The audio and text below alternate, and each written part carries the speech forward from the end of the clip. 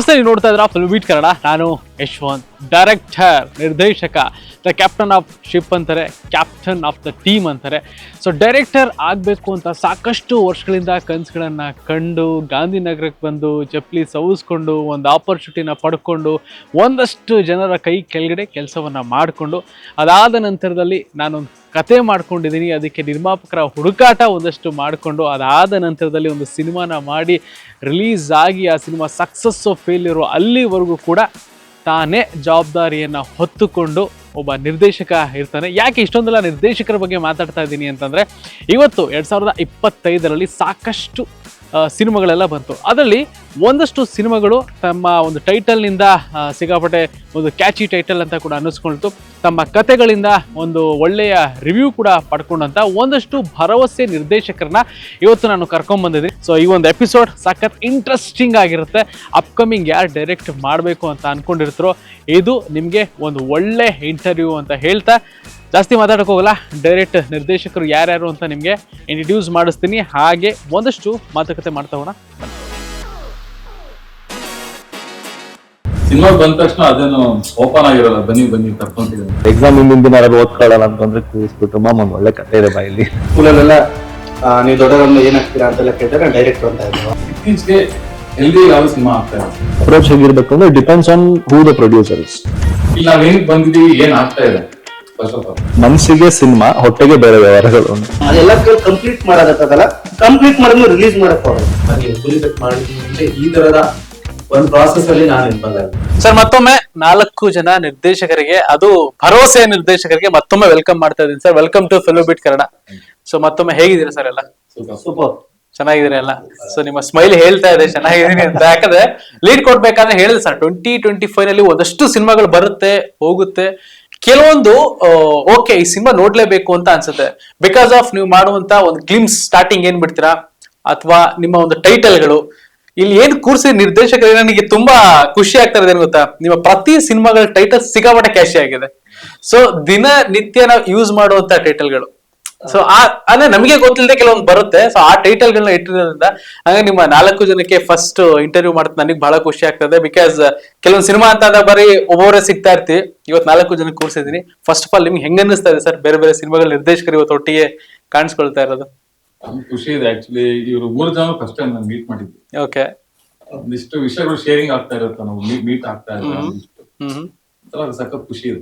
Okay, ಅದು ಬೇರೆ ಬೇರೆ ಅವ್ರವ್ರ ಸಿನಿಮಾಗಳ ಎಕ್ಸ್ಪೀರಿಯನ್ಸ್ ಎಲ್ಲ ಹಂಚ್ಕೊಂಡು ತುಂಬಾ.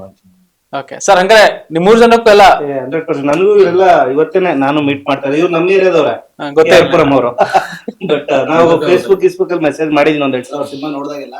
ಬಟ್ ಡೈರೆಕ್ಟ್ ಆಗಿ ಸಿಕ್ಕಿದ್ವಿ ಇವತ್ತು. ಇವ್ರಾಗಿರ್ಬೋದು, ಡೈರೆಕ್ಟ್ ಆಗಿರ್ಬೋದು. Okay, nice nice. ಒಟ್ಟಲ್ಲಿ ಫಸ್ಟ್ ಟೈಮ್ ಸಿಕ್ಕಿದ್ರ ಸರ್. ಒಂದಷ್ಟು ವಿಚಾರಗಳು ಮಾತಾಡೋಣ ಅಂತ. ಫಸ್ಟ್ ನಾನು ಇನಿಷಿಯಲ್ ಟೈಮ್ ಇಂದ ಹೋಗ್ಬಿಡ ಸರ್, ಸ್ಟಾರ್ಟಿಂಗ್ ಇಂದ ನಿಮ್ಮಿಂದನೇ ತಗೊಂಡ್ಬಿಡ್ತೀನಿ. ಒಬ್ಬ ಹುಡುಗ ಅದು ಊರಲ್ಲೋ ಹಳ್ಳಿಲೋ ಒಂದ್ ಕನ್ಸ್ ಕಾಣ್ತಾನೆ ಸರ್, ಒಂದ್ ಸಿನಿಮಾ ನೋಡಾದ್ಮೇಲೆ ನಾನು ಈ ತರ ಒಂದ್ ಸಿನಿಮಾ ಮಾಡ್ಬೋದಲ್ಲ ಮುಂದೆ ಅಂತ. ಅದ್ ಅನ್ಕೊಂಡು ಕನ್ಸ್ ಕಾಣೋದು ತುಂಬಾ ಈಸಿ ಇರುತ್ತೆ. ಬಟ್ ಆ ಕನ್ಸ್ಗಳ ಬೆನ್ನೇರಿ ಹೋಗಿ ಒಂದ್ ಸಿನಿಮಾ ಮಾಡ್ತೀನಿ ನಂದು ಅನ್ನೋ ಒಂದ್ ಸಿನಿಮಾ ಅವತ್ತಿನ ದಿನ ಪ್ರೆಸೆಂಟ್ ಆಯ್ತು. ಈ ಒಂದ್ ಜರ್ನಿ ಇದೆಯಲ್ಲ ಇಲ್ಲಿಂದ ಇಲ್ಲಿ, ಆ ಜರ್ನಿ ಹೆಂಗ್ ಅನ್ಸುತ್ತೆ, ಎಲ್ಲಿಂದ ಶುರು ಮಾಡಿದ್ರೆ, ಯಾವಾಗ ಇಂಡಸ್ಟ್ರಿಗೆ ಬಂದ್ರಿ ಅಂತ ಸರ್? ಸರ್, ನಾನು ಆಕ್ಚುಲಿ ತುಂಬಾ ಚೈಲ್ಡ್ಹುಡ್ ಇಂದ ಸಿಕ್ಕಾಪಟ್ಟೆ ಸಿನಿಮಾ ಬಗ್ಗೆ ಇಷ್ಟ ಆಯ್ತು. ನಾನು PUC ಆಗಿದ ತಕ್ಷಣ ನಾನು ಸಿನಿಮಾಗೆ ಬಂದಿದ್ದೆ. PUC ನಮ್ ಸೆಕೆಂಡ್ ಇಯರ್ PUC ಆಗಿದ ತಕ್ಷಣ 17.5 ಆ ಒಂದು ಇದ್ರೊಳಗೆ ನಾನು ಸಿನಿಮಾಗೆ ಬಂದಿದ್ದೆ. ಸಿನಿಮಾಗೆ ಬಂದ ತಕ್ಷಣ ಅದೇನು ಓಪನ್ ಆಗಿರಲ್ಲ, ಬನ್ನಿ ಕರ್ಕೊಂತೀವಿ ಅಂತ. ಅಲ್ಲೊಂದಿಷ್ಟು ಕಾಂಟ್ಯಾಕ್ಟ್ಸ್ ಬೇಕು, ಸಿನಿಮಾಗೆ ಸಂಬಂಧಪಟ್ಟಿರೋರು, ಅವ್ರನ್ನ ಹುಡುಕ್ಬೇಕು, ಅವ್ರ ಹಿಂದೆ ಸುತ್ತಬೇಕು. ನಾನು ಆಲ್ಮೋಸ್ಟ್ ಒಂದು 21 ಇಯರ್ಸ್ ಆಯ್ತು. ಅವಾಗ ತುಂಬಾನೇ ಕಷ್ಟ ಆಯ್ತು. ಇವಾಗ ಸಿಕ್ಕಾಪಟ್ಟೆ ಪ್ರೊಡಕ್ಷನ್ಸ್ ಇದೆ, ಅವಾಗ ತುಂಬಾನೇ ಕಮ್ಮಿ ಇತ್ತು. ಒಂದೊಂದೇ ಹೆಜ್ಜೆ ಹುಡುಕಿ ಒಂದು ವರ್ಷ ಅದೇ ಆಯ್ತು, ಬರೀ ಕಾಂಟ್ಯಾಕ್ಟ್ಸ್ ಬಿಲ್ಡ್ ಮಾಡ್ಲಿಕ್ಕೆ. ಅದಾದ್ಮೇಲೆ ಒಂದೊಂದೇ ಸಿನಿಮಾ ಕೆಲಸ ಮಾಡ್ಕೊಂಡು ಕಾಂಟ್ಯಾಕ್ಟ್ಸ್ ಬಿಲ್ಡ್ ಮಾಡ್ಕೊಂಡು ಬಂದಿತ್ತು. ಹೇಳಕ್ ಈಸಿ, ಬಟ್ ಅದು ಕಷ್ಟ ನಮ್ಗೆ ಗೊತ್ತಿರುತ್ತೆ, ಪ್ರತಿಯೊಬ್ಬರಿಗೂ ಅಷ್ಟೇ. ಓಕೆ ಓಕೆ ಸರ್, ನಿಮ್ಮ ಜರ್ನಿ ಯಾವಾಗ? ನೀವು ಕನ್ಸ್ಕೊಂಡಿದ್ ಯಾವಾಗ, ಬಂದಿದ್ ಯಾವಾಗ? ಕನ್ಸು ಅದು ಇಂತ ಸ್ಪೆಸಿಫಿಕ್ ಪೀರಿಯಡ್ ಅಂತಿಲ್ಲ, ಫೇಸ್ ಇನ್ ಫೇಸ್ ಔಟ್. ನಂಗೆ ಕತೆ ಹೇಳೋ ಚಟ ಚಿಕ್ಕ ವಯಸ್ಸಿಂದ. ಇವಾಗ ಮನೆಗ್ ನೆಂಟರು ಬಂದ್ರೆ ಎಲ್ರಿಗೂ ಅಂಕಲ್ಗೆ ಇಂಗ್ಲಿಷ್ ರೈಮ್ಸ್ ಹೇಳು, ಟೇಬಲ್ಸ್ ಹೇಳು ಅಂತಾರಲ್ಲ, ನಮ್ಮ ಮನೆಯಲ್ಲಿ ಹಿಂಗಂದ್ರೆ ಪಿಕ್ಚರ್ ಡೈಲಾಗ್ ಹೇಳು ಅಂತ. ನಾನು ಇದು ಪ್ರೀತಿ ಅಂದ್ರೆ ಏನು ಗೊತ್ತಾ, ನೀನ್ ನಗಿದ್ರೆ ಅದ್ ನಗ್ಬೇಕು ಅಂತೆಲ್ಲ ಆ ಡೈಲಾಗ್ ಎಲ್ಲ ಹೇಳ್ಸವ್ರು ನಂಗೆ. ನನ್ಗೆ ಇವಾಗ ಊರಿಗೆ ಕೊಡಗು ನಮ್ಮೂರು, ಅಲ್ಲಿ ಹೋದ್ರೆ ನಾನು ಹಂಗೆ ರೀಸೆಂಟ್ ಆಗಿ ಒಂದಷ್ಟು ಜನ ಮತ್ ಸಿಕ್ಬಿಟ್ಟು ನಿಂಗ್ ನೆನ್ಪಿದ್ಯಾ ನಮ್ಮ ಮನೆಗ್ ಬಂದಿನ ಡೈಲಾಗ್ ಹೇಳ್ತಿದ್ದೆ ಅಂತೆಲ್ಲ. ಸೊ ಹಂಗೆ ಕತೆ ಯಾರೇ ಸಿಕ್ಕಿದ್ರು ನಾನು ಕೂರಿಸ್ಕೊಂಡು ಏನೆಲ್ಲೋ ಕತೆ ಹೇಳ್ತಿದ್ದೆ. ಎಕ್ಸಾಮ್ ಹಿಂದಿನ ದಿನ ಯಾರು ಓದ್ಕೊಳ್ಳಲ್ಲ ಅಂತ ಬಂದ್ರೆ ಕೂರಿಸ್ಬಿಟ್ಟು ಮಾಮ ಒಂದ್ ಒಳ್ಳೆ ಕತೆ ಇದೆ ಬಾಯಲ್ಲಿ ಅಂತ. ಸೊ ಆ ಕತೆ ಹೇಳ್ಕೊಂಡೆ ನನ್ಗೆ ಅಭ್ಯಾಸ ಇದ್ದಿದ್ದು. ಆಮೇಲೆ ಸಿನಿಮಾ ಕಡೆಗೆ ಆಕರ್ಷಣೆ ನಮ್ಗೆಲ್ಲ ನ್ಯಾಚುರಲ್ ಆಗಿ ಸಿನಿಮಾ ನೋಡ್ಕೊಂಡು ಬೆಳೆಯೋ ವಾತಾವರಣದ ಇರೋ ಕಾರಣ ಹಂಗ್ ಬರ್ತಾ ಇತ್ತು. ಸಿನಿಮಾ ಒಳಗ್ ಪ್ರೋಸೆಸ್ ಇರುತ್ತೆ, ಒಬ್ಬ ಡೈರೆಕ್ಟರ್ ಕೆಳಗೆ ಅಸಿಸ್ಟೆಂಟ್ ಆಗಿ ಹೋಗ್ಬೇಕು. ಅಸಿಸ್ಟೆಂಟ್ ಆಗಿ ಹೋದ್ಮೇಲೆ ಸೆಟ್ ಅಲ್ಲಿ ಒಂದು ಸ್ಟೂಲ್ ಇರುತ್ತೆ, ಸ್ಟೂಲ್ ನ ತೆಗ್ದಿಡುವಂತ ಡೈರೆಕ್ಟರ್ ಪ್ರೈಮರಿ ಇದೆ ಸ್ಟೂಲ್ ತೆಗಿ ಅಂದ್ರೆ ಅದನ್ನ ಯಾರಿಗ್ ಹೇಳ್ಬೇಕು, ಸ್ಟೂಲ್ ಯಾಕೆ ಲೈಟ್ ಅವ್ರು ತೆಗಿಬೇಕು, ಚೇರ್ ಯಾಕೆ ಪ್ರೊಡಕ್ಷನ್ ಅವ್ರು ತೆಗಿಬೇಕು, ಈ ಲಾಜಿಕ್ ಅರ್ಥ ಆಗೋಷ್ಟರಲ್ಲೇ ಒಂದ್ ಸ್ವಲ್ಪ ಕ್ಯಾಟಿಕ್ ಆಗ್ಬಿಡುತ್ತೆ. ಸೊ ಹಂಗೆ ಸ್ವಲ್ಪ ಸ್ವಲ್ಪ ಮಾಡ್ಕೊಂಡು ಒಂದಿಬ್ರು 3 ಜನ ಒಳ್ಳೆ ಡೈರೆಕ್ಟರ್ಸ್ ಹತ್ರ ಅಸಿಸ್ಟೆಂಟ್ ಡೈರೆಕ್ಟರ್ ಆಗಿ ರೈಟರ್ ಆಗಿ ಬಂದು ಆಡ್ಸ್ ಡಾಕ್ಯುಮೆಂಟ್ರೀಸ್ ಮಾಡ್ಕೊಂಡು ಆಮೇಲೆ ಸಿನಿಮಾ ಮಾಡ್ಕೊಂಡು ಆಮೇಲೆ ಇಲ್ಲಿ ಬನಶಂಕರಿಂದ ಇಲ್ಲಿಗೆ ಬಂದು ಓಕೆ ಸರ್. ನನಗೆ ಚಿಕ್ಕ ವಯಸ್ಸಿನ ಸಿನಿಮಾ ಡೈರೆಕ್ಟರ್ ಆಗಬೇಕಂತ ಸರ್. ಸ್ಕೂಲಲ್ಲೆಲ್ಲ ನೀವು ದೊಡ್ಡವರನ್ನು ಏನಾಗ್ತೀರಾ ಅಂತೆಲ್ಲ ಕೇಳಿದ್ರೆ ನಾನು ಡೈರೆಕ್ಟರ್ ಅಂತ ಇದ್ದೆ ಅವಾಗಿಂದ. ಒಂದು 4th 5th ಅದು ಯಾವಾಗ ನಮ್ಮ ಅಜ್ಜಿ ಕತೆ ಎಲ್ಲ ಹೇಳ್ತಾ ಇದ್ರು, ಅದು ಇನ್ಸ್ಪಿರೇಷನ್ ಇದ್ರು. ಹಿಂಗೆ ಬರ್ತಾ ನಾನು ಬೆಂಗಳೂರಿಗೆ ಬಂದಿದ್ದು ಇಂಜಿನಿಯರಿಂಗ್ ಮಾಡ್ಬೇಕನ್ನೋದು ಒಂದು ರೀಸನ್. ಬಟ್ ಸಿನಿಮಾ ಅಂತಾನೆ ಮನೇಲಿ ಸಿನಿಮಾ ಅಂದ್ರೆ ಬೇಗ ಕಳ್ಸಲ್ವಾ, ಇಂಜಿನಿಯರಿಂಗ್ ಅಂತ ಬಂದು ಇಲ್ಲಿ ಬರೇ ನಾವು ಸಿನಿಮಾ ಹುಡ್ಕೋದು, ಡೈರೆಕ್ಟರ್ಗಳನ್ನ ಮೀಟ್ ಮಾಡಕ್ ಅದನ್ನ ಟ್ರೈ ಮಾಡೋದಂಗ್ ಮಾಡ್ತಾ ಇದ್ದೆ. ಅದೇ ಪ್ರೊಸೆಸ್ ಅಲ್ಲಿ 2015 ಎಂಡ್ ಅಲ್ಲಿ ನನಗೆ ಜೋಗಿಗುಡ್ಡ ಅಂತ ಒಂದು ಸಿನಿಮಾ, ಆ ಸಿನಿಮಾಯಿಂದ ನಾನು ಅಸಿಸ್ಟೆಂಟ್ ಅಸೋಸಿಯೇಟ್ ಆಗಿ ಸ್ಟಾರ್ಟ್ ಮಾಡಿದ್ದು. ಈಗ ಡಿಸೆಂಬರ್ 18 ಬಂದ್ರೆ ಒಂದು 10 ವರ್ಷ ಆಯ್ತು ಸರ್ ಸಿನಿಮಾಗೆ ಬಂದು. 10 ವರ್ಷದಲ್ಲಿ ಒಂದು ಸಿನಿಮಾ ಡೈರೆಕ್ಟ್ ಮಾಡಿದೀನಿ. Okay okay sir. ನಿಮ್ದು ಹೇಳಿದಂಗೆ ನಾನು 10th ರಲ್ಲಿ ಇದ್ದಾಗ ನನ್ ಬ್ರದರ್ ಅಂದ್ರೆ ಅವ್ರಿಗೆ ನಾನು ಒಂದು ಕತೆ ನರೇಟ್ ಮಾಡಿದ್ದೆ. ಸೊ ಅವರು ನನಗೆ ಟ್ರಿಗರ್ ಮಾಡ್ಬಿಟ್ಟಿದ್ರು, ತುಂಬಾ ಮಾಡೋ ಸಕ್ಕತ್ತಾಗಿ ಹೇಳ್ತೀನಿ ಅಂತ. ಅಲ್ಲಿಂದ ನನ್ ಕನ್ಸುಗಳು ಏನು ಹುಟ್ಟಿರೋದು ಒಬ್ಬ ಡೈರೆಕ್ಟರ್ ಆಗೋದು. ಜೊತೆಗೆ ಜೋಗಿ ಸಿನಿಮಾ ಬಂದಾಗ ಜೋಗಿ ತರದ ಒಂದು ಸ್ಕ್ರೀನ್ ಪ್ಲೇ ಬರುತ್ತೆ, ಆಗ್ಲೇ ಮಾಡಿ ಅದನ್ನ ಶಿವರಾಜ್ ಕುಮಾರ್ಗೆ ಕಾಲ್ ಮಾಡಿ ನಿಮ್ಗೊಂದ್ ಕತೆ ಹೇಳ್ತೀನಿ ಅಂತ ಶುರು ಮಾಡಿದ್ರೆ. ಅವ್ರು ಫೋನ್ ಮಾಡಿದ್ರಿ ನೀವು? ಫೋನ್ ಮಾಡಿದ್ರೆ ಅಂದ್ರೆ ಬಾಯ್ ಗೊತ್ತಿತ್ತು, ಅವ್ರ ನಂಬರ್ ಎಲ್ಲ ತಗೊಂಡ್ಬಿಟ್ಟಿದ್ದೆ ನಾನು, ಯಾರೋ ಕೊಟ್ಟಿದ್ದೋ ಗೊತ್ತಿಲ್ಲ, ಸಿಕ್ಕಿತ್ತು ಆ ನಂಬರ್. ಸೊ ಅವರಿಗೆ ಕಾಲ್ ಮಾಡಿದಾಗ ಆಯ್ತು ಹೇಳು ಅಂತ ಹಾಗೆ ಹೇಳ್ತಿದ್ರು. ಒಂಚೂರು ಕತೆ ಹೇಳಕ್ ಶುರು ಮಾಡಿದೆ, ಕಾಯಿನ್ಸ್ ಇದ್ದು ಒಂದು 5-6 ಕಾಯಿನ್ಸ್ ಇತ್ತು ನನ್ನ ಹತ್ರ. 5 ನಿಮಿಷಕ್ಕೆ ಕಾಲಾಗೋಯ್ತು.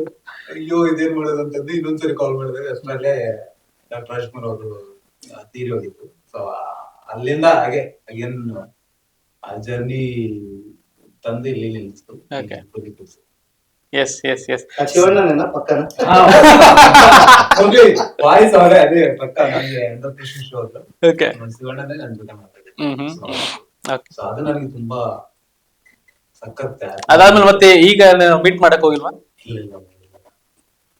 ಓಕೆ, ಮೋಸ್ಟ್ಲಿ ಇಂಟರ್ವ್ಯೂ ನೋಡಿದ ಕೇಳಿಸ್ಕೋಬಹುದು ಅವಾಗಿಂದ ಒಂದು.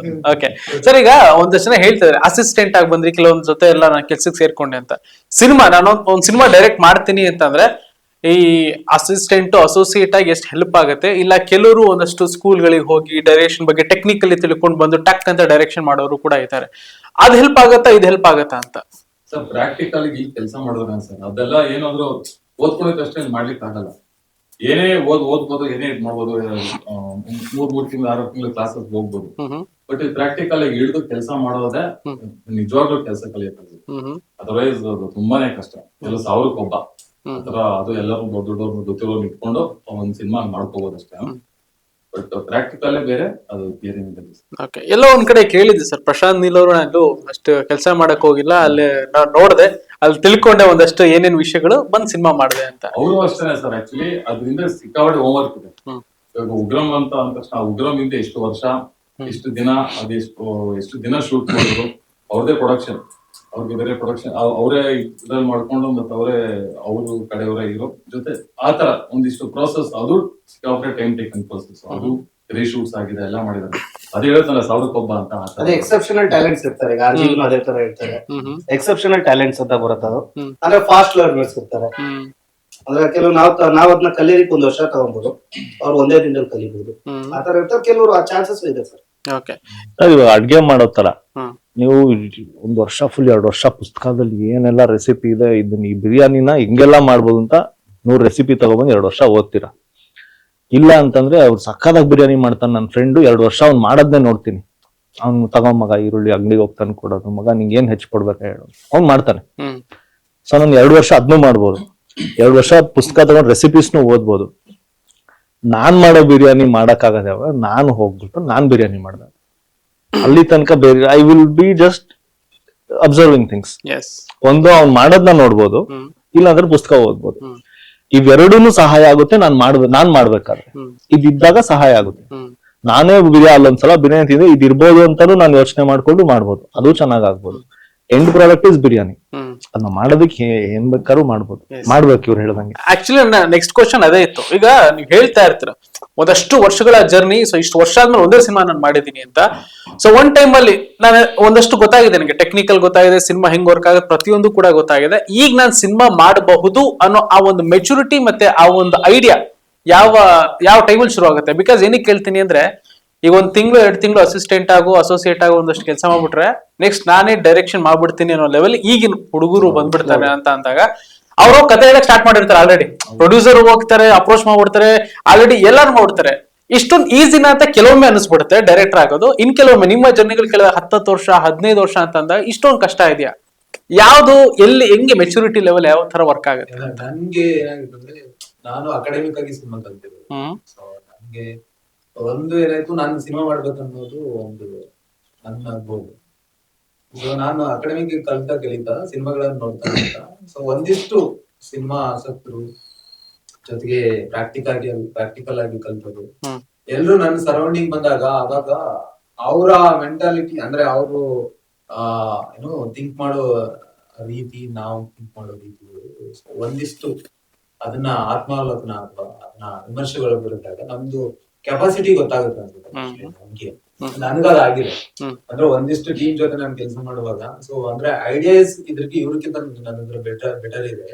ಸೊ ಎಕ್ಸಿಕ್ಯೂಷನ್ ಲೆವೆಲ್ ಅಲ್ಲೂ ನಾನು ಅದೊಂದಿಷ್ಟು ಪ್ರಾಕ್ಟಿಕಲ್ ಆಗಿ ನಾವು ಇನ್ವಾಲ್ವ್ ಆದಾಗ ಅದ್ರ ಐಡಿಯಾಸ್ ಅಂದ್ರೆ ಎಕ್ಸಿಕ್ಯೂಷನ್ ನಮ್ಗೆ ತುಂಬಾ ಚೆನ್ನಾಗಿ ಆಯ್ತು ಅಂತಂದ್ರೆ ಡೆಫಿನೆಟ್ಲಿ ಆಗ ನನಗೆ ಹೆಬ್ಬುಲಿ ಕಟ್ ಮಾಡ್ಲಿಕ್ಕೆ ಮುಂಚೆ ಈ ತರದ ಒಂದ್ ಪ್ರಾಸೆಸ್ ಅಲ್ಲಿ ನಾನು ಇನ್ವಾಲ್ವ್ ಆಗಿದ್ದೆ. ಸೊ ನನ್ಗನ್ಸಿದಷ್ಟೇ ಐಡಿಯಾಸ್ ಅವ್ರಿಗಿಂತ ಬೆಟರ್. ಈ ಸಿನಿಮಾ ಅವ್ರು ಮಾಡಿದಾರ, ಅವ್ರು ಎಕ್ಸಿಕ್ಯೂಟ್ ಮಾಡಿದಾರ, ಅವ್ರಿಗಿಂತ ನನ್ನ ಐಡಿಯಾಸ್ ಬೆಟರ್ ಇದೆ, ನನ್ನ ಹತ್ರ ಎಕ್ಸಿಕ್ಯೂಷನ್ ಲೆವೆಲ್ ತುಂಬಾ ಬೆಟರ್ ಇದೆ ಅಂತ ಅನ್ಸಿದಾಗ ನನ್ಗೆ ಆಗ ಕಾನ್ಫಿಡೆನ್ಸ್ ಬಂದು ಹೆಬ್ಬುಲಿ ಕಟ್ ಅಂತ ಮಾಡಿದ್ರು. ಜೊತೆಗೆ ಅದ್ರ ಜೊತೆಗೆ ಟೀಮ್ ಕೂಡ ತುಂಬಾ ಚೆನ್ನಾಗಿರ್ಬೇಕು. ಸೊ ಅದೆಲ್ಲ ನಮ್ ಜೊತೆ ನಿಂತಾಗ ಮಾತ್ರ ಈ ಸಿನಿಮಾ ಮಾಡ್ಬೋದು ಅಂತ ಅನ್ಸುತ್ತೆ. ಓಕೆ ಓಕೆ ಸರ್, ಈಗ ನೀವು 10 ವರ್ಷ ಆದ್ಮೇಲೆ ಒಂದು ಸಿನಿಮಾ ಮಾಡಿದೀನಿ ಅಂತ ಹೇಳಿದ್ರಿ.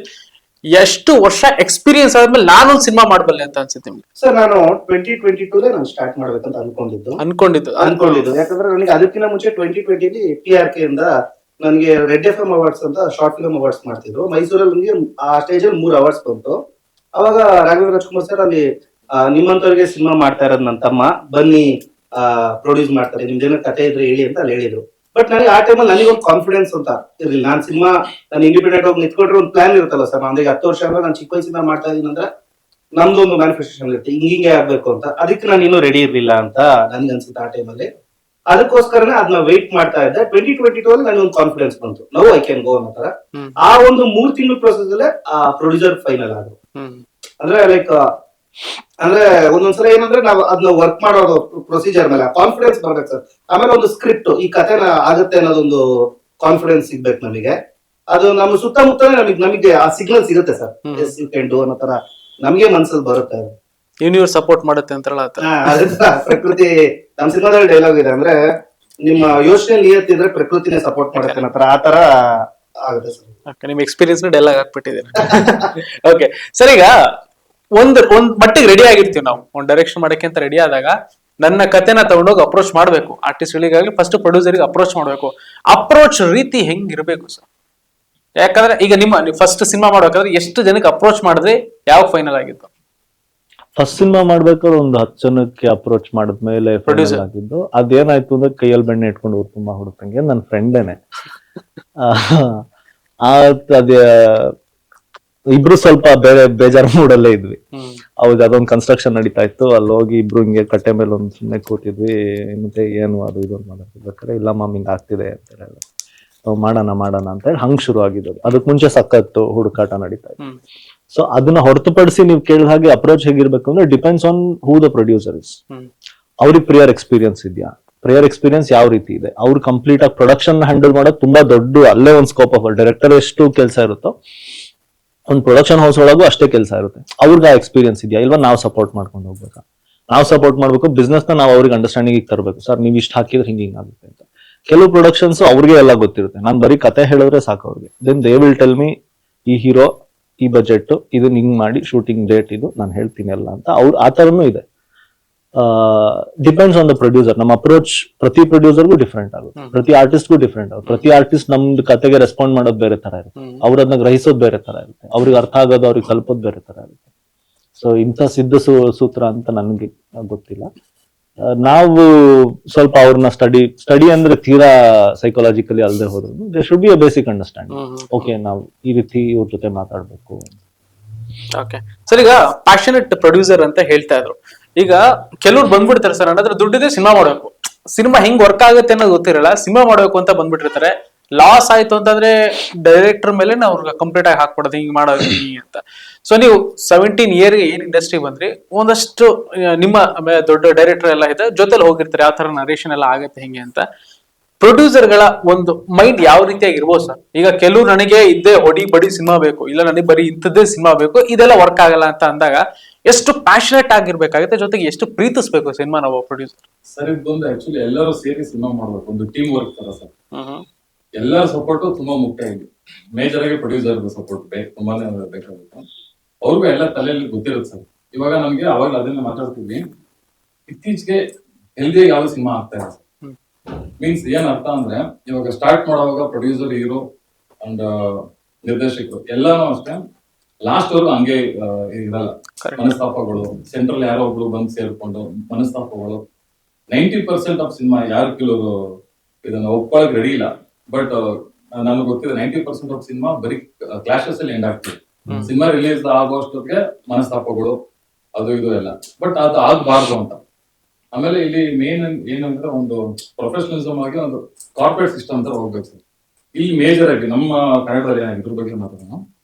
ಡೈರೆಕ್ಟರ್ಗಳು ಎಷ್ಟೊಂದ್ ಕಡೆ ಪೇಮೆಂಟ್ ಮಾತಾಡ್ಬೇಕಾದ್ರೆ, ಡೈರೆಕ್ಟರ್ಗಳು ಎಷ್ಟೊಂದ್ ಕಡೆ ಸೆಂಟ್ರಲ್ ನಿಂತ್ಕೊಂಡು ಪೇಮೆಂಟ್ ಕೊಡ್ಸೋದು ಅವ್ರ ಜವಾಬ್ದಾರಿ ತಗೊಳ್ಳೋದು. ನಮ್ಗೆ ಸಿನಿಮಾ ಮಾಡೋಣ, ಇವನ್ ಮಾಡ್ಕೊಂಡ್ ಕುಂತ್ಕೊಳ್ಳೋಣ, ಅದು ಸಖತ್ತು ಬೇಜಾರ್. ಇಲ್ಲಿ ಟೆಕ್ನಿಷಿಯನ್ಸ್ ಬಂದು ನಿಮ್ ಮುಖ ನೋಡ್ಕೊಂಡು ಕೆಲಸ ಮಾಡೋದು, ಈ ಮುಖ ನಮ್ಗೊಂದು ಎಮೋಷನಲ್ ಇದಾಗ್ಬಿಡುತ್ತೆ.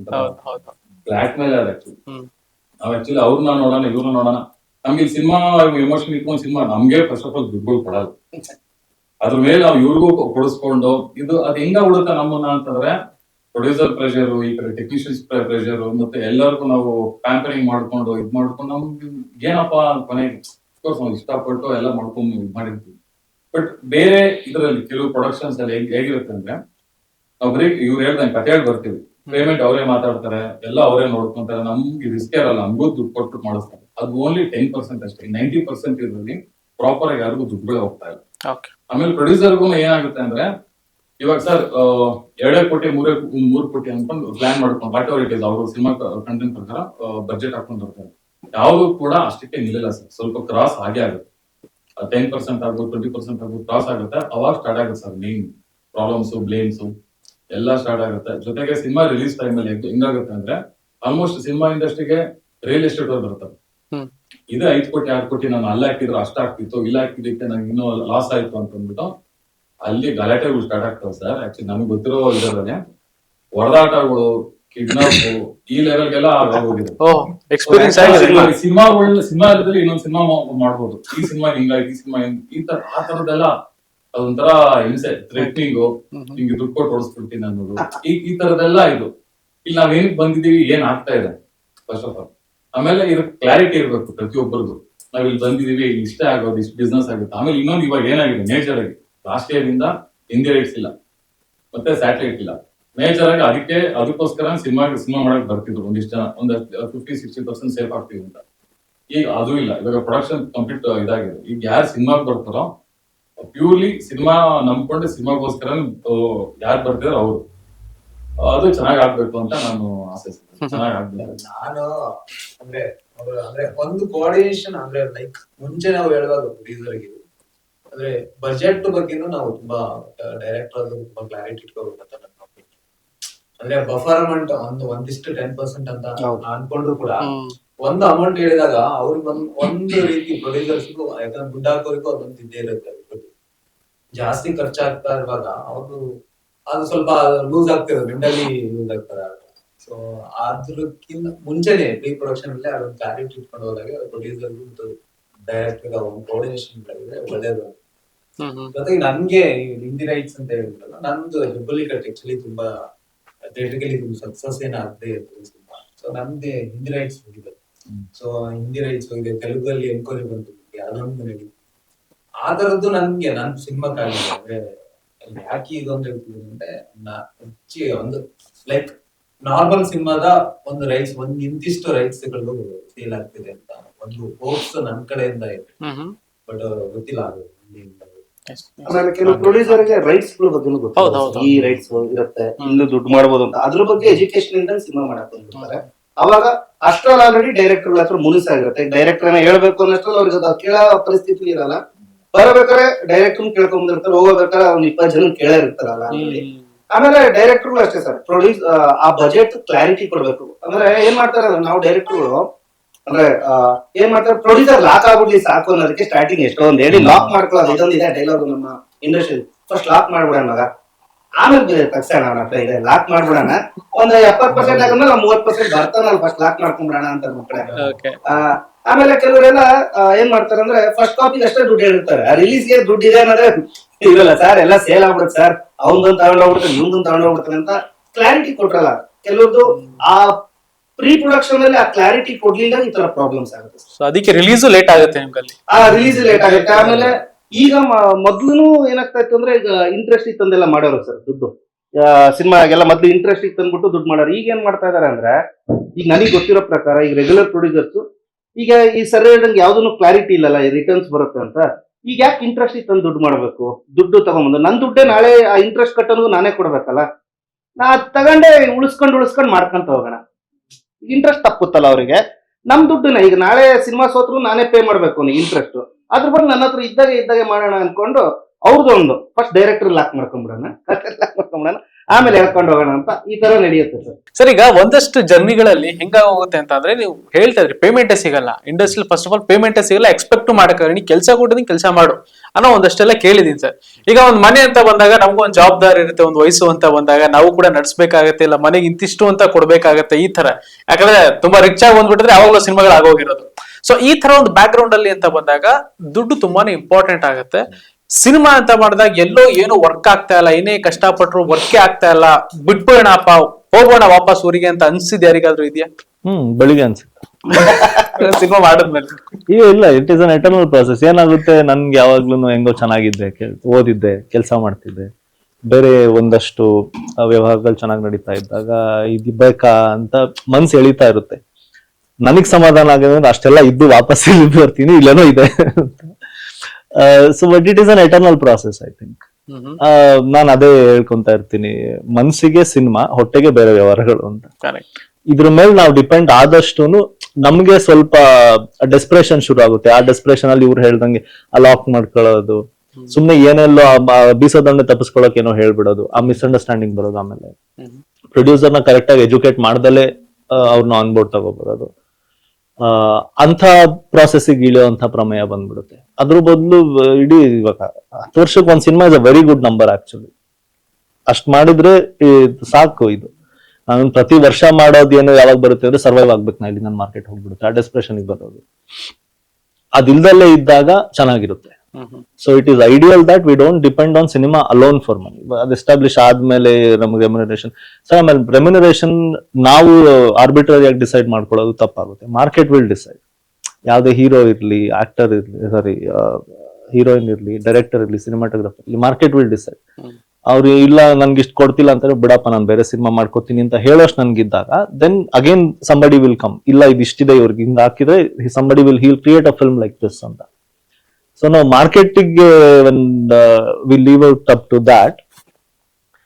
ನಮಗ್ ಸಿನಿಮಾ ಏನಕ್ಕೆ ದುಡ್ಡು ಕೊಡ್ತಿಲ್ಲ ಅಂತ ಸ್ವಲ್ಪ ಆತ್ಮಾವಲೋಕನ ಮಾಡ್ಕೋಬಹುದು. ಅವಾಗ ಪಾಪ ಯಾರೋ ಬರ್ತಿದ್ದಾರೆ, they are not seen our work. First film especially ನನ್ನ ತಲೆ ಒಳಗೆ ಒಂದು ಐಡಿಯಾ ಇದೆ, ನನಗೆ ಇವಾಗ ಏನೋ ಯೋಚನೆ ಮಾಡ್ತಿದ್ದೀನಿ, ಅದೇನು ನಿಮಗೆ ಕಾಣಿಸೋದಿಲ್ಲ. ನನ್ಗೆ ಎಷ್ಟೇ ಹೇಳ್ಬೋದು, ಒಂದ್ ಮನೆ ಯೋಚನೆ ಮಾಡ್ತಿದ್ದೀನಿ ಸರ್, ಆ ಮನೆ ಒಳಗೆ ಈ ತರ ಒಂದು ಇದಿದೆ, ಅದ್ಭುತವಾದ ಒಂದು ಶಾಂಡಲಿಯರ್ ಇದೆ ಅಂತ.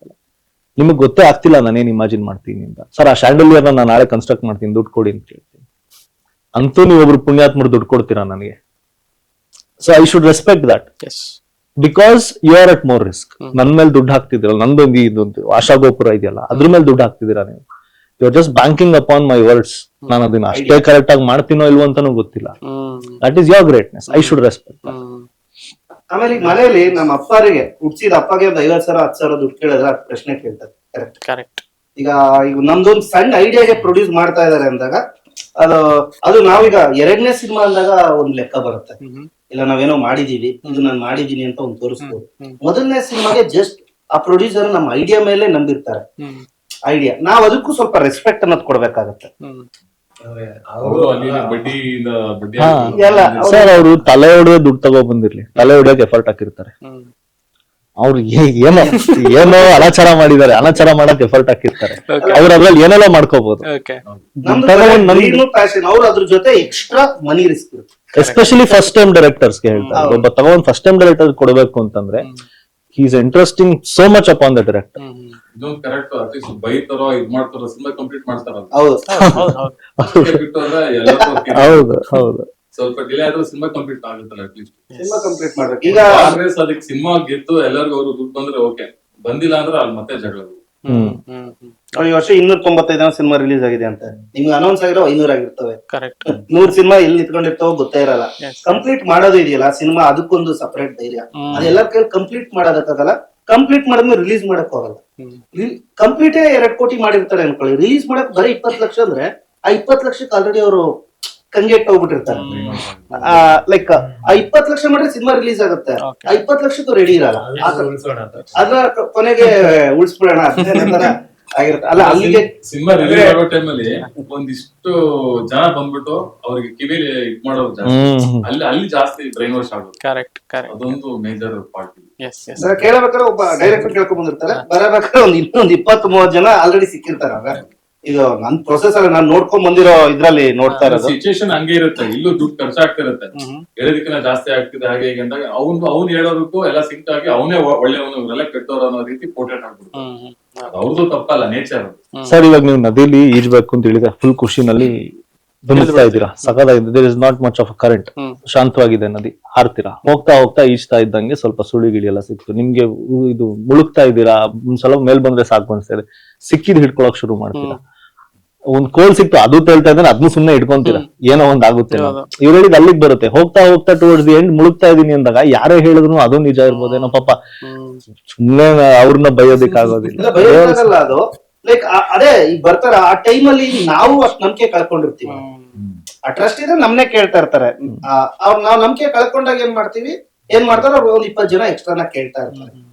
ಅಂದ್ರೆ ನಾನು ಈಗ ನಮ್ ಸಿನಿಮಾ ಎಕ್ಸ್ಪೀರಿಯನ್ಸ್ ಅಂತಲ್ಲ, ನಾನೀಗ ಅಸಿಸ್ಟೆಂಟ್ ಅಸೋಸಿಯೇಟ್ ಮಾಡಬೇಕಾದ್ರೆ ಕೆಲವು ಪ್ರಾಜೆಕ್ಟ್ಸ್ ಯಾರೋ ಒಬ್ಬ ಮೇಕಪ್ ಅಸಿಸ್ಟೆಂಟ್ ಇಂದ ಹಾಳಾಗಿರೋದು ಇರ್ತವೆ.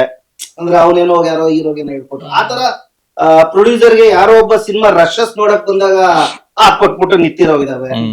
ಈ ತರ ಸರ್ ಆಮೇಲೆ ನಿಮ್ಗೆ ರಿಲೀಸ್ ಡೇಟ್ ಅನೌನ್ಸ್ ಮಾಡ್ಬೇಕು ನೀವು ಅನ್ಕೊಂಡಿದೀರಾ ಅನ್ಕೊಳ್ಳಿ, ನೀವು ಅದನ್ನ ಮಾರ್ಕೆಟ್ ಅಲ್ಲಿ 2 ಜನಕ್ಕೆ ಅನೌನ್ಸ್ ಮಾಡಿಲ್ಲ, ಇನ್ನು ಅಫಿಷಿಯಲ್ ಆಗಿ ಅನೌನ್ಸ್ ಮಾಡಿಲ್ಲ, ನೀವು ರಿಲೀಸ್ ಬರ್ತಾ ಇದ್ದೀರಾ ಅಂದ ತಕ್ಷಣ ಗೊತ್ತಾಗ್ಬಿಡುತ್ತೆ ಎಲ್ರಿಗೂ. ಪೋಸ್ಟ್ ಮುಗ್ದಿದೆ, ನೀವು ಎಕ್ಸ್ಪೋರ್ಟ್ ತೆಗಿತಾ ಇದ್ದೀರಾ, ರಿಲೀಸ್ ಬರ್ತಿದ್ದೀರಾ ಅಂದಾಗ ಅಲ್ಲೊಂದಷ್ಟು ಜನ ಇನ್ವಾಲ್ವ್ ಆಗ್ತಾರೆ ಸಿನಿಮಾ ಪ್ರಾಸೆಸ್ ಅಲ್ಲಿ. ಅವ್ರುಗಳು ಪ್ರೊಡ್ಯೂಸರ್ಸ್ ಪಾನಿಕ್ ಮಾಡಕ್ ಶುರು ಮಾಡ್ತಾರೆ. ಈಗ ಈ ಟೈಮ್ ಅಲ್ಲಿ ಇದಾಗಿಲ್ಲ, ಹೋಯ್ತು ಸಿನಿಮಾ ಹೋಗಿ ಇಂಡಸ್ಟ್ರಿ ಯಾರು ಮುಗಿಸ್ತಾರೆ. ಹೆಂಗೆ ಅಂದ್ರೆ ಅದು ನಾನ್ ನೋಡಿದೆ, ಏನೂ ಇಲ್ಲ ಸಿನಿಮಾ, ಬಿಸ್ನೆಸ್ ಆಗಲ್ಲ. ಅವ್ರಿಗೆ ಹೆಂಗೆ ಅಂದ್ರೆ ಇನ್ನೂ ಖರ್ಚು ಮಾಡೋದು ವೇಸ್ಟ್ ಅಲ್ಲ, ಇಷ್ಟಕ್ಕೆ ಸುಮ್ಮನೆ ಅನ್ನೋ ಮೈಂಡ್ ಸೆಟ್ ಬಂದ್ಬಿಟ್ಟಿರ್ತಾರೆ. ನಮ್ದು ಕೂಡ ಮಾದೇವನ ಎಲ್ರು ಹಂಗೆ ಅಂದಿದ್ರು, ಯಾರು ಒಂದಿನ ಓಡಲ್ಲ ಈ ಸಿನಿಮಾ, ಯಾವನೇ ನೋಡ್ತಾನೆ, ಈ ತರ ಎಲ್ಲ ನಾವು ನಮಗೆ ಕಿವಿ ಕೇಳೋಂಗೆ ಹೇಳೋರು ಬಿಡಿ, ಸುಮ್ಮನೆ ಅಪ್ಸೆಟ್ ಆಗೋದು.